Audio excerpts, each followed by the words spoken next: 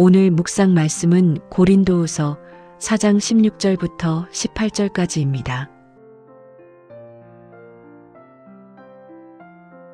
그러므로 우리가 낙심하지 아니하노니 우리의 겉사람은 낡아지나 우리의 속사람은 날로 새로워지도다.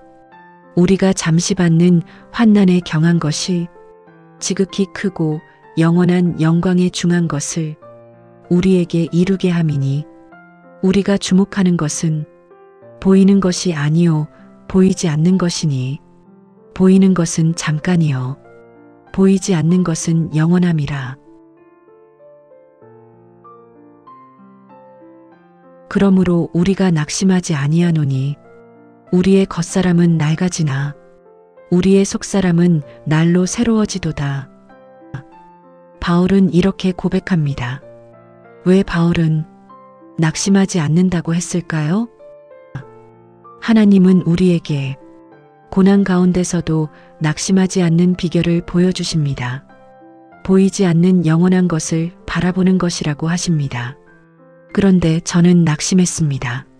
사순절, 고난 속 소망의 주간 둘째 날입니다. 그러므로 우리가 낙심하지 아니하노니 낙심하지 않습니다. 고난 가운데서도 포기하지 않습니다. 왜일까요? 우리의 겉사람은 낡아지나 우리의 속사람은 날로 새로워지도다. 겉사람은 낡아집니다. 몸은 약해지고 힘은 빠지고 환경은 어려워집니다. 하지만 속사람은 새로워집니다. 영은 강해지고 믿음은 자라고 소망은 커집니다. 말씀은 속사람을 보라 하시는데 저는 낙심했습니다. 우리가 잠시 받는 환난에 경한 것이 지극히 크고 영원한 영광에 중한 것을 우리에게 이루게 함이니 환난은 잠시입니다. 영원하지 않습니다. 지나갑니다. 그리고 경합니다. 가볍습니다. 왜일까요? 영광과 비교하면 아무것도 아니기 때문입니다. 고난은 영광을 이룹니다.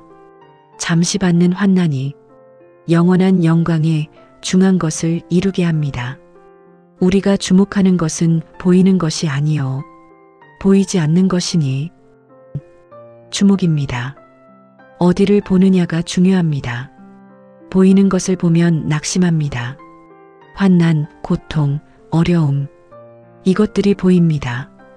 하지만 보이지 않는 것을 보면 소망이 생깁니다.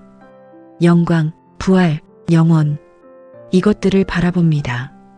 보이는 것은 잠깐이요 보이지 않는 것은 영원함이라. 보이는 것은 잠깐입니다. 보이지 않는 것이 영원합니다. 오늘도 선택해야 합니다. 무엇을 주목할 것인가? 보이는 것입니까? 보이지 않는 것입니까? 알고 있었지만 보이는 것만 보았습니다. 말씀보다 환난을 크게 여겼습니다. 말씀보다 영원을 놓쳤습니다. 주님 걸으신 길을 묵상하며 살겠습니다. 보이지 않는 영원한 것을 주목하며 날로 새로워지는 삶을 살겠습니다. 오늘도 주님 말씀 안에서 시작하겠습니다. 새롭게 하시는 주님, 주님은 낙심하지 말라 하셨는데 저는 낙심했습니다. 보이는 것만 보며 영원한 것을 잊었습니다. 제 뜻을 내려놓지 못했음을 고백합니다. 잠시 멈추고 주님을 바라보게 하소서.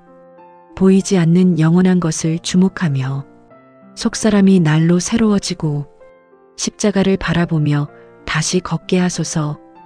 예수님의 이름으로 기도합니다. 아멘.